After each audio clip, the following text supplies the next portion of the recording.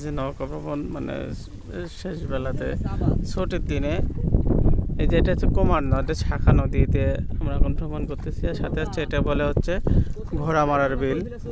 এই ঘোড়ামারার বিলের একটা ইতিহাস আছে। তো দেশ যখন স্বাধীন হয় ওই সময় হচ্ছে এই এলাকার লোকজন স্থানীয় অস্ত্র দিয়ে এক বিলে 27 জন রাজা মানে হানাদার বাহিনীকে মারছিল। আর এই দিকে মোট 30 জনকে মানে মারছিল পাকিস্তানি বাহিনীকে এই স্থানীয় লোকজন দেশীয় অস্ত্র দিয়ে। আর এই বিলটার নাম হচ্ছে ঘোড়ামারা বিল। এই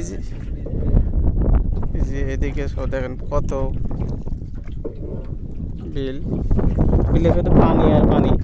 আসলে এটা এখন দেখছেন শুধু পানি আর পানি, কিন্তু আর কিছুদিন পরে এখানে শুধু দেশের অর্থকারী ফসল দুইটা, পেঁয়াজ আর পাটের জন্য এটা খুবই বিখ্যাত জায়গা। এখন শুধু পানি আর পানি, কিন্তু যখন পেঁয়াজের সময় আসবেন তখন দেখবেন এখানে শুধু পেঁয়াজ আর পেঁয়াজ। আর পাটের সময় আসলেও শুধু এখানে পাট আর পাট। আর আমাদের যে ইউটিউবার সাহেব